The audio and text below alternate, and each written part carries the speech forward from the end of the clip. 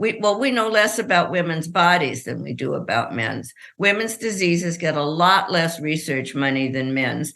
And for example, prostate cancer gets more research funds than ovarian cancer, than uterine cancer, than cervical cancer. And those cancers are more fatal, but the guys get the money. I mean, that's just how it goes. And women researchers are published less often. What's up, sisters? Welcome to the Period Whisperer podcast. I'm Bria. I'm your host. If you're new, I'm so happy you are here. I'm your perimenopause and menopause sister, your holistic trainer, hormone specialist, translator of your female body. I'm a recovering people pleaser and hustle addict turned body whisperer and hormone decoder. And I am here to help you de-stress your body, decode what it is saying, become the CEO of it, and own your own health, energy, and weight loss again.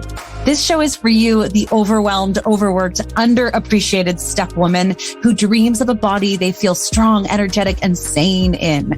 The woman who knows that she shouldn't just wave the white aging flag and believes in a body and life of peace, love, and purpose. But you don't just know how to get there yet. So if you are stuck in your body, your energy, your life, you are in the right spot. Let's lean in and learn what our bodies are saying to us.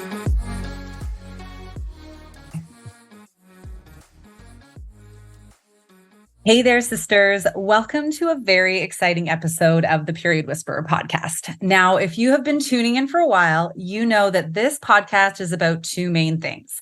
First, understanding our female body, the whispers and messages she communicates to us, which we often ignore until they turn into major calls for help. And secondly, how to heal and work with our bodies so that we can thrive in perimenopause, menopause, and beyond.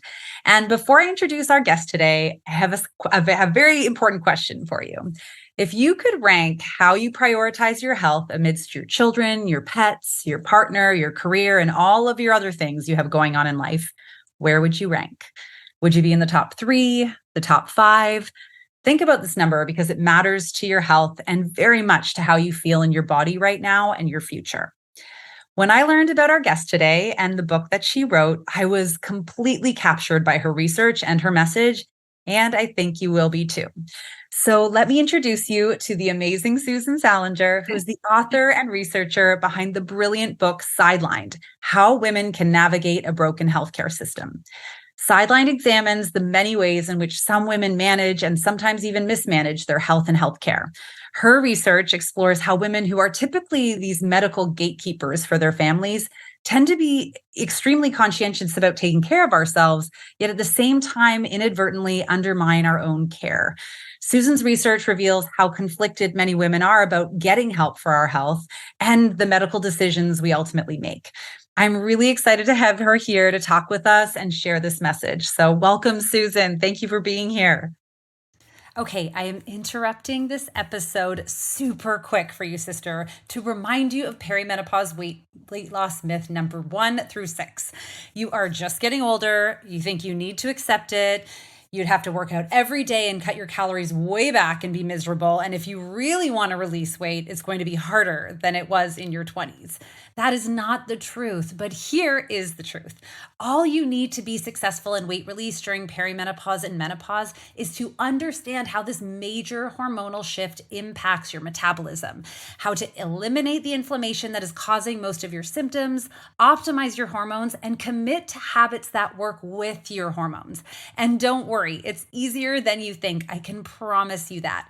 So I created a brand new signature course called Midlife Mojo to guide you through each of these 4 simple steps and get you releasing the weight so you can get back in control of your body and thrive in perimenopause and beyond. You can go on vacations, you can enjoy the holidays, you can tackle your big dreams and even bigger to-do lists, no matter what number you're turning this birthday, and have the confidence that the scale will only be moving in the direction that you want.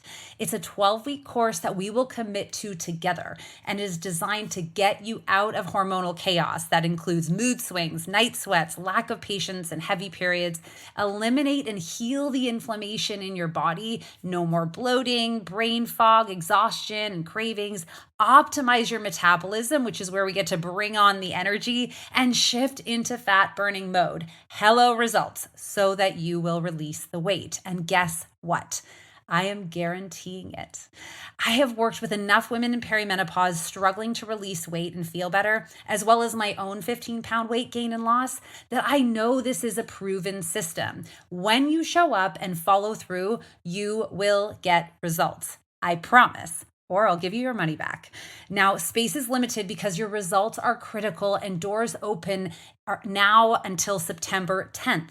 When we begin, which is coming fast, all you need to do is sign up right now at www.briatheperiodwhisperer.com/midlife-mojo. That's briatheperiodwhisperer.com/midlife-mojo. And it is the show notes in the show notes below. So pause this episode. I won't mind. Pause it right now and sign up so you can secure your spot this fall in a program strategically designed for women where I am guaranteeing results. Am I crazy? No, I'm not. Because here's what I know about women like us.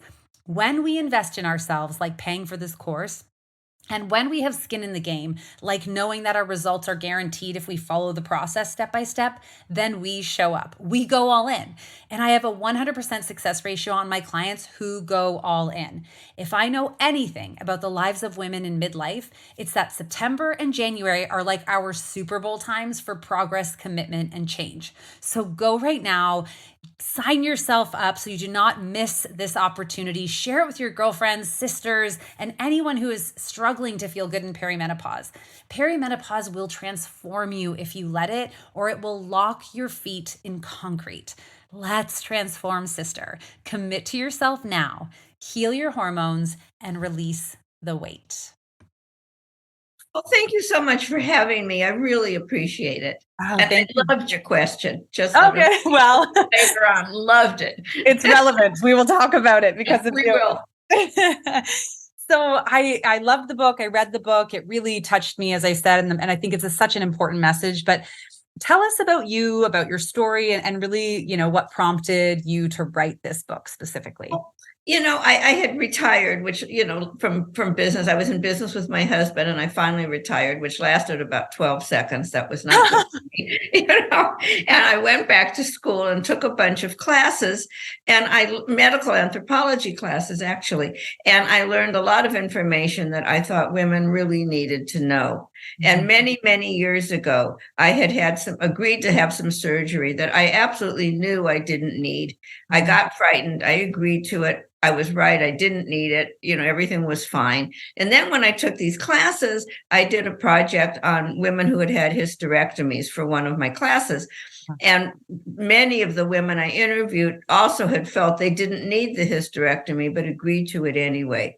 So their stories combined with the information I learned really made me make medical decisions. How do we take care of ourselves? What's going on? Yeah. And I interviewed maybe 50, 60 women and just, extrapolated what they had in common. They all had different diseases. Yeah. And one of the things they had in common, I'm going to leap right in. Yeah, let's do it. It was one of my questions. Because I loved your question. They they put themselves last. There was a big study done, and women were asked to prioritize 5 things. What would they put first, second, third, etc. And the first thing they put, of course, was they take care of their children. The second thing, and I loved this, they would take care of their pets. The third thing, they would take care of their elderly parents. And when I was reading this, all I could think of was, gee, Mom, I know you need help going to the doctor, but, Fluffy threw up this morning. Anyway, so the third thing is their elderly parents. The fourth thing is their significant others. And last, of course, is themselves. Wow. And I think that is so typical. And I'd be so interested to know how many of your listeners put themselves last, because I'll bet a lot of them did. Yeah. Ultimately, I think, obviously it plays a huge role in women going through, probably the women that you've interviewed. So I'll be excited to hear about that. But I certainly know even just in how women navigate perimenopause and menopause, which is a significant shift, it plays a huge role there. Just whether our understanding of our wants versus our needs and how to prioritize those. Absolutely. Yeah. That's a really, really, so, so with the women that you interviewed 50 or 60 women, what were their commonalities? So obviously that they put themselves last. What else did you hear from them or learn from them? We're such nice people, us women, and I'm saying that as a group. We're the medical gatekeepers, our family, we're caretakers, which is what the first, question showed. But secondly, for example, we hesitate to get second opinions. We're so nice. We don't want to hurt the doctor's feelings. We don't want to be rude. The doctor's the professional. What do I know? That kind of thing. So it's just another way that we do ourselves a disservice because we're so nice. Yeah. Why do you think that is? Why do you think we are worried about ruffling feathers or worried about, even, I think one thing you even talk about is just how we even speak to doctors. Why are we worried about not just, I'm just saying, oh no, actually I'm fine. It's okay.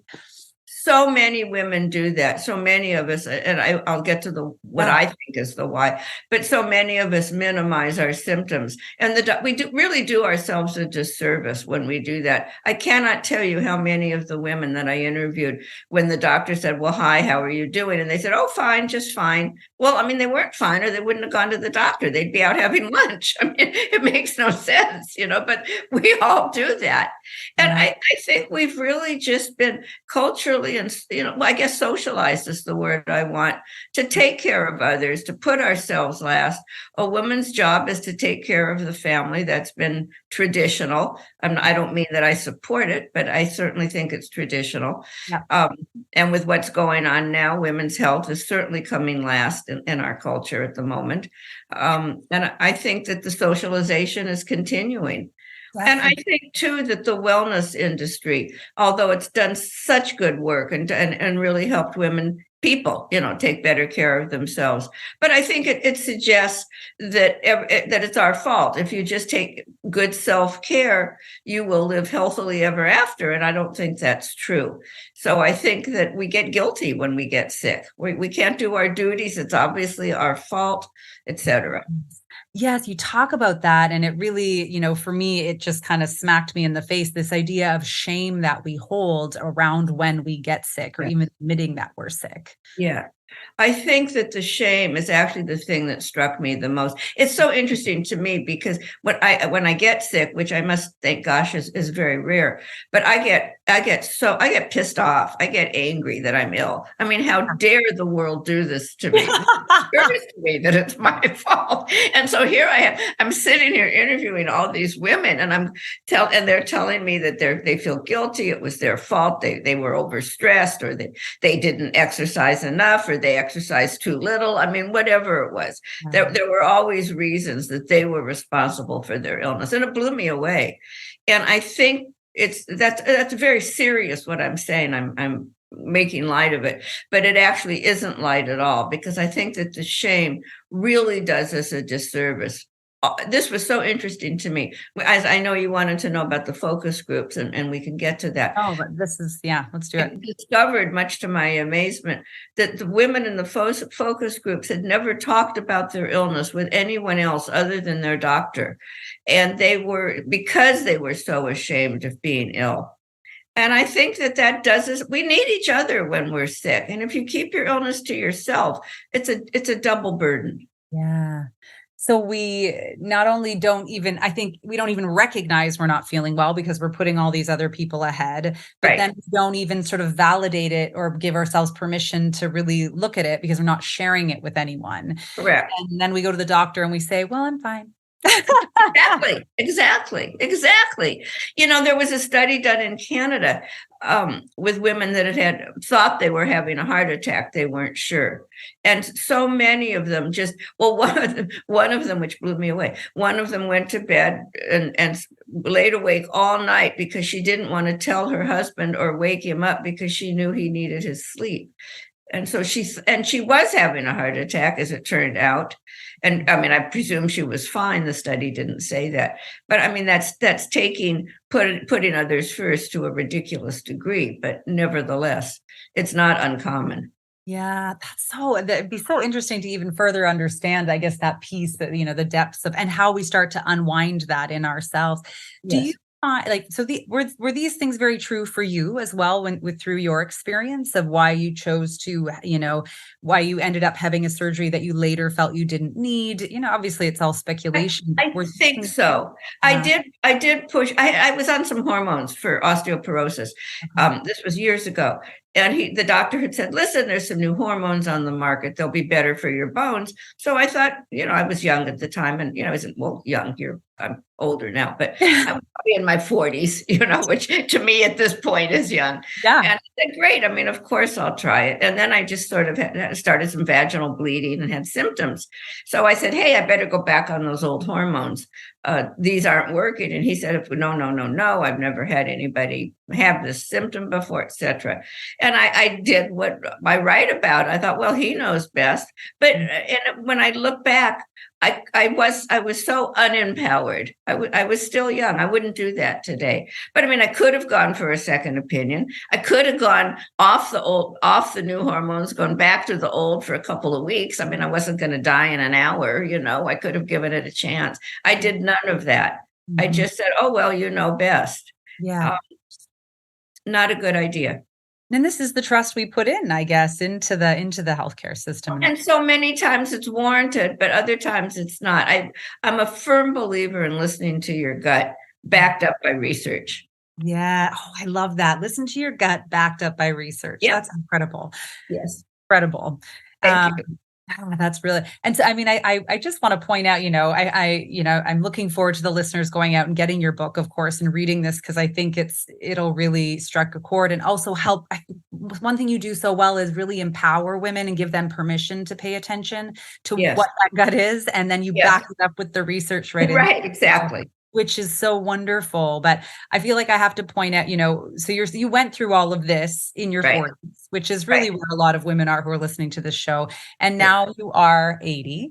Yes, I'm going to be 81 next month, which I cannot believe. 81 years, which is amazing. So I love that you're sharing this wisdom so passionately and so, with so much wisdom, like right now, even though it was so long ago, I think it's, we're grateful for it. So thank you. Well, it stuck with me because I'm not usually that, I usually take better care of myself than that. Yeah. How old, when you were at that age, how old were your children? Oh, gee. I can't do the math. I think they must have been in their 20s because let's see, I'm 80 now and they're in their 50s. So that's, maybe, I don't know. It's rough. It's a rough guess, but yeah, teens and 20s. Yeah. So you definitely had a lot going on. It's sort of a really similar story for women, I think. Yes. Reaching this. You know what? I'm sorry. I think they were younger because I remember saying to myself, I've got young children, so I better do this. I can't die on them, Yeah. So they were younger. Yeah, that's amazing. But maybe I was in my 30s. See, I can't remember anymore. No. It's one of those things I don't want to focus on because no. I like the relevance of how it plays. This is where we are in this age, at this stage in life.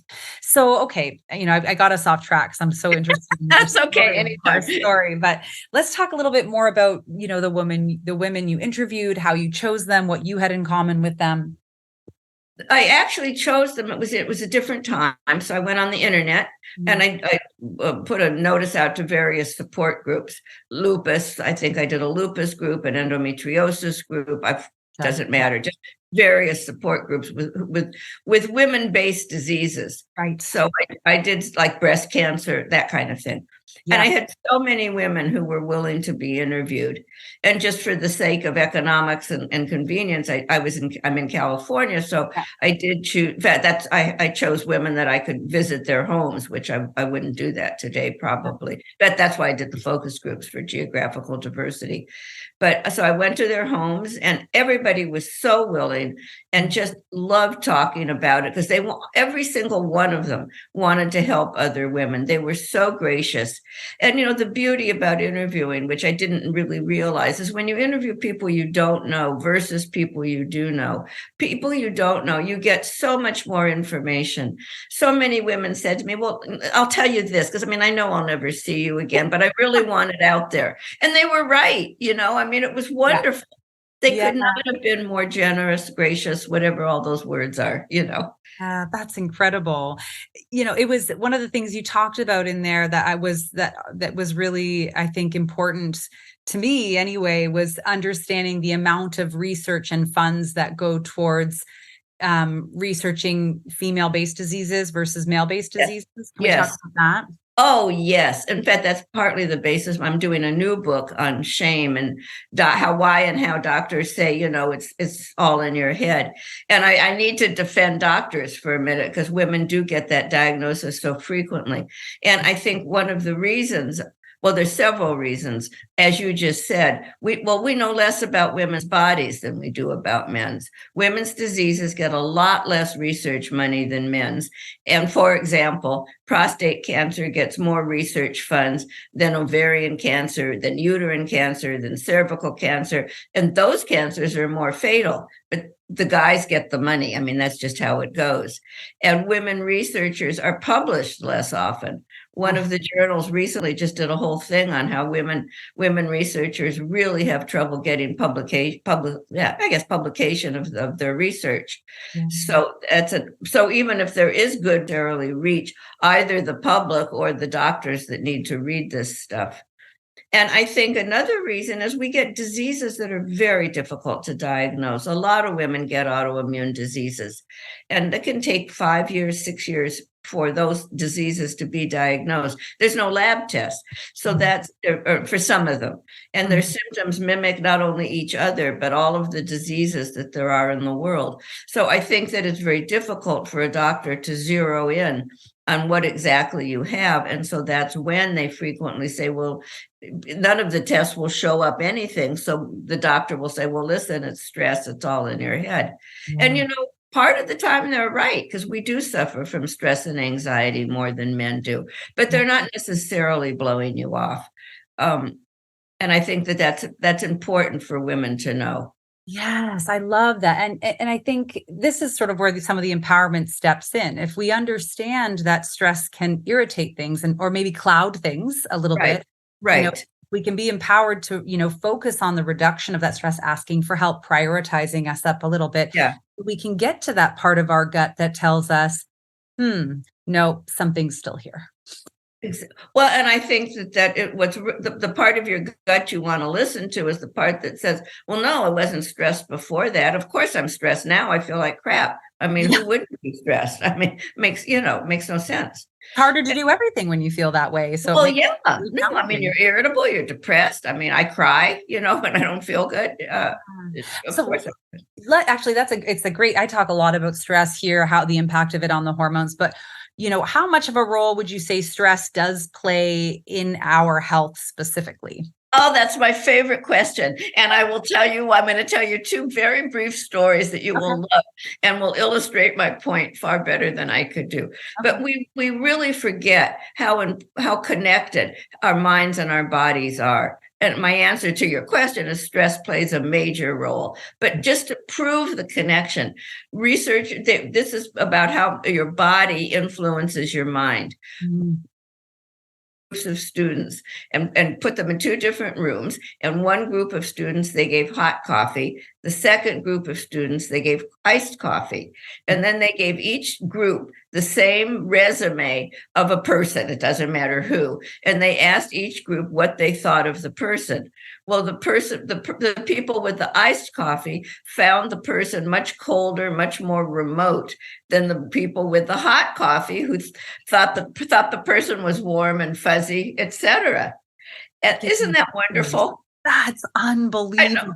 And then now let's reverse it and talk about how the mind can influence the body. Different study, different researchers, but same premise. They took two groups of students, put one in one room, one in another room. They asked the first group to really think about or write down whichever, a situation in which they felt socially rejected that was really hurtful to them. And then the second group, they said, think about a situation which you loved, which was socially acceptable to you, and you felt really good about it. Yeah. So the people who had felt socially rejected judged the temperature of the room to be 5 degrees colder than the people who felt socially accepted. I mean, don't you love it? That's amazing. So in answer to your question, stress is very important. Our minds and bodies are so connected. And we can't overlook that. That's unbelievable. Yeah, I know. I loved those. I love stuff like that. And I wonder, so was there an average age of the women that you interviewed for the focus? I would say most of them were in menopause, probably 45 to about 65, roughly. Which we know is a more overwhelming time, I think, when you have so much going on physically, mentally, and in life, peaking careers and aging parents and raising kids. So it's an interesting thing to consider, the impact, that mind-body connection around stress, and how that, maybe even leans into how we struggle to manage our health properly. I think it does. That's incredible. Okay, so let's get into actually, I have one more question around this. As you've now, had years of research and you've gone through this, have you noticed a change, throughout the generations? Like, is there generational change happening positively? Are women becoming better at this? Are doctors becoming better at this? I think so. I've done no research on that. So this is truly just an educated guess. But I'm going to go out on a limb and say, yes, I really think so. I think more women are speaking up. I think more women feel empowered. I think there's more research tools available so that we have more information at our fingertips. I think there has been a generation and a cultural change. I really do. Yeah, that's wonderful. I mean, it's wonderful to hear. I think that's always my feeling too. We'll need to do some research, I guess, on it to put behind it, but that's the gut, right? So now we got to find absolutely. Absolutely. And when I lost my train of thought, I was laughing at what you said. But yes, I think there have been some changes. Yeah, that's really good. Oh, I know what I was going to say. And I think there have been some structural changes as well, because, for example, women are now included in clinical trials, whereas we weren't before. Most of the studies were done on men only. But I just read, which I had no idea, the old adage, take an aspirin a day keeps the doctor away. That was done on 10,000, I think, male medical students. And it turned out that aspirin isn't so good for women. This was in a cardiac situation. But nevertheless, so that's much less of a problem today, although we're still living with that unfortunate history.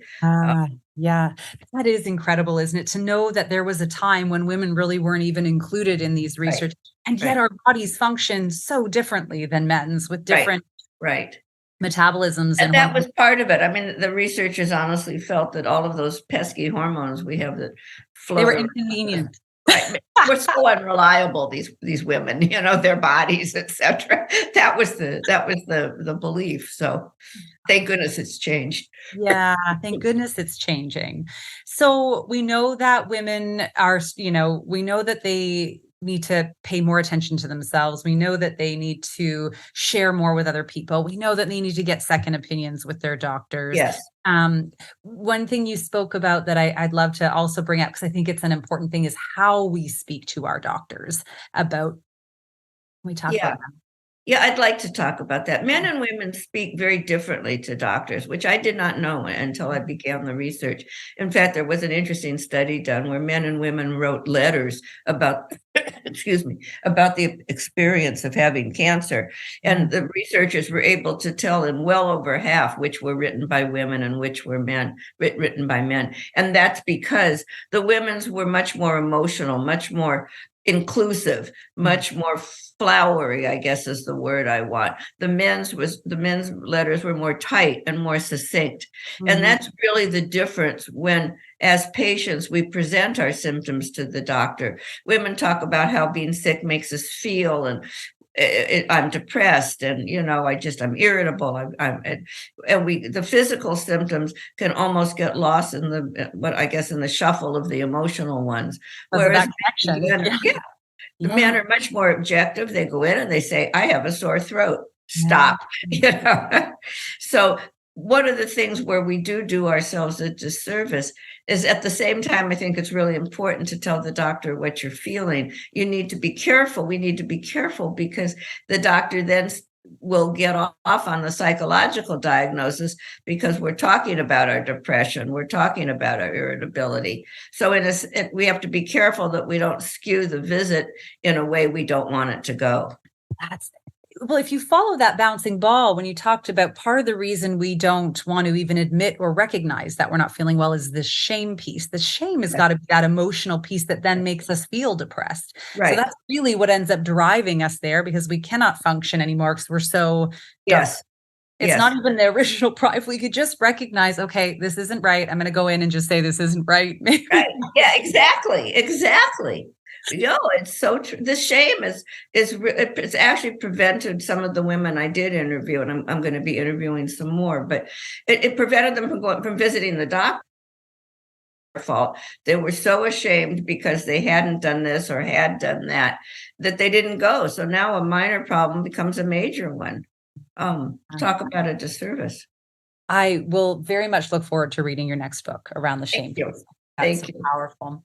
So what are your top 3 tips for women who want to start to make, and manage their health and decision-making capabilities? Can we make this succinct for them? Yes. And I hope I might cheat and give you 4. How's that? I'll take 5 if you want. It's so easy. The first thing, I think what's really important to do is to focus the doctor visit. You really want, first of all, go to the doctor. I mean, don't mess around with it, but you really want to focus the visit so that it goes in the direction you want it to go and that all of your questions are answered. And I think the very first thing to do, and maybe the most important, is to write out a list of your symptoms. And notice I said write out. I mean, I don't care if you put them in your phone or with a pencil and paper, but don't go in with them just a list in your head. If you're like me, I get anxious. I forget what I was going to say. So it's very important to have a list. And one of the shows I was on was with a doctor, and she said she prefers you to come as patients to come in with a written list, because that way she can review it too. And although patients need to prioritize their list, she sometimes reprioritize it because she as the doctor, she can pick up what may be the most serious of the things you've listed. So it's very important for both the doctor and the patient to go in with the list. And second of all, I think it's very important to get the clinical name, if you can, of your diagnosis and have the doctor write it down for you. Mm-hmm. So for those of you that have access to a computer, go home, look it up, do your research, learn, see if you think the disease fits. Does this make sense to you? Mm-hmm. Yes, I have those symptoms. Well, no, I don't have that one at all. You really want to make sure, and you want to see what the prognosis is, what the research recommends. And that leads me just as a sidebar. My book has a wonderful resource section. I've done the research for you. So all you have to do is go to the back of my book and it'll tell you where to look up your symptoms. Have you gone to the right hospital? Some hospitals specialize in cardiology, some specialize in neurology. So make sure you're going to the right place. But the third thing that I think is very important is if you can, say back in your own words what you've heard the doctor say.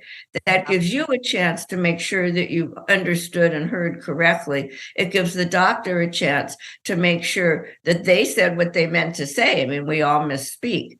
So I think that's very important. You don't want to go out of the visit not understanding what your doctor says. Yeah. And as a sidebar to that, only about 15 or 20% of women will tell the doctor when they don't understand something. So that means that, let's say 80% of us, 70% of us go out of that office and really don't know what we've heard.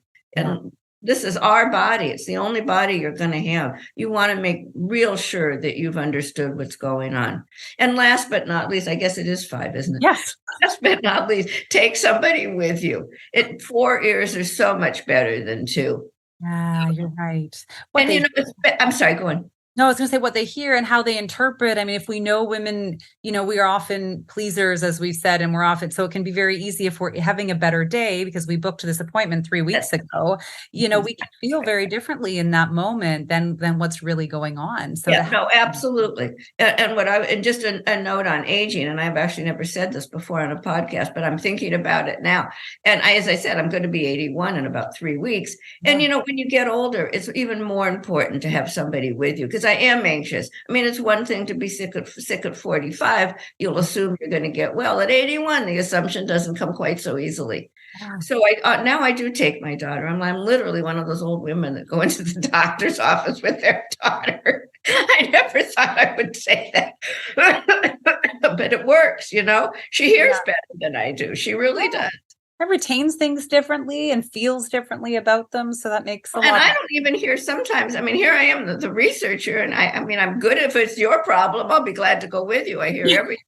But for my problem, it's just different. The other day I went, and then apparently a doctor's trying to get me off my blood pressure medication. He doesn't think I need it anymore. And she said, "Mom, congratulations. He's trying to get you off your medication." I didn't hear that. I went, really? So it's even the good stuff I don't hear. So, yeah. I mean, truly, it's important to take somebody with you. Absolutely. And that's even women, based on where we are in our cycle, will determine how tired we are, how focused we can be. So that's an incredibly powerful tip. I really love that, Susan. Thank you. I have one more question for you. I mean, I could talk to you probably for 16 hours, but and I get the book, everybody. Otherwise, we just you. will. But how did writing this book and really the story that you've experienced change how you listen to your body and what she says to you? It gave me a lot more confidence to listen to my body. I didn't realize how intuitive we all are, consciously or unconsciously. And I mean, seriously, today, if the doctor had said, well, you need to have exploratory surgery, I would say, let's wait. Okay, but let's hold back. I mean, like I said earlier, I'd get a second opinion. I'd go back I would try all of the other avenues before I just jumped in and said, oh, sure, let's do that, which is what I did. In fact, I insisted it be done sooner rather than later. Yeah. The empowerment, I cannot stress that enough. Empowerment, intuition, listening to your gut, looking for the reason. What I didn't realize, I'm going to just expand on that. Do we have time? Because we have time. I could talk for 16 hours. But there's so many diseases out there. And I didn't realize it. There's like over 40 or 50,000 diseases out there. Those are just the ones we know about. And so many of them have similar symptoms. So if you go into the doctor and you say, I'm tired, I'm irritable, I'm not eating, whatever, those symptoms will fit, 90% of those diseases. So for the doctor, a diagnosis is tricky. It's not cut and dried. It's like looking for a needle in the haystack. So you really do want to be empowered because, I mean, he can, or she, or they, whatever the correct pronoun is, can make a mistake. It's easy to do. And I'm defending doctors to the death on that. They have so many choices, and to zero in on the right one can be much trickier than I, as a patient, originally anticipated. Yeah. So I do think it's really important to listen to your body and say, I'm not really sure that fits. What else in your experience could this possibly be? That's great. And that's great language to even give to us. Like, I'm not sure if it fits. What else in your experience could this be? Yes. And where should I start? That's wonderful.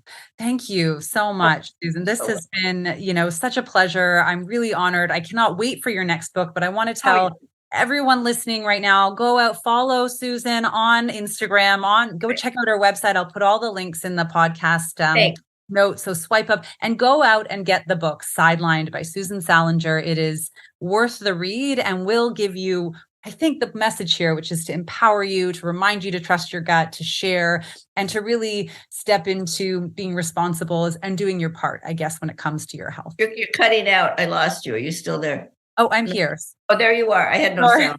Yeah. Oh, no, I'm so sorry. Well, for anyone who maybe missed that, go out and get the book Sidelined. You will not regret it. It will give you the permission and the empowerment that you're looking for to take charge of your own health as a woman in today. So thank you so much, Susan. Oh, you're so welcome. You're so welcome.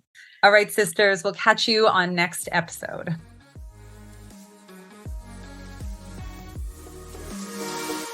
Thank you so much for joining me on the Period Whisperer podcast. I want to encourage you to reach out to me directly and message me if there are topics or things you're struggling with so we can address those right where you are at. And of course, if you loved this episode, if you learned something, make sure to share it with your friends and please rate and review it wherever you get your podcasts.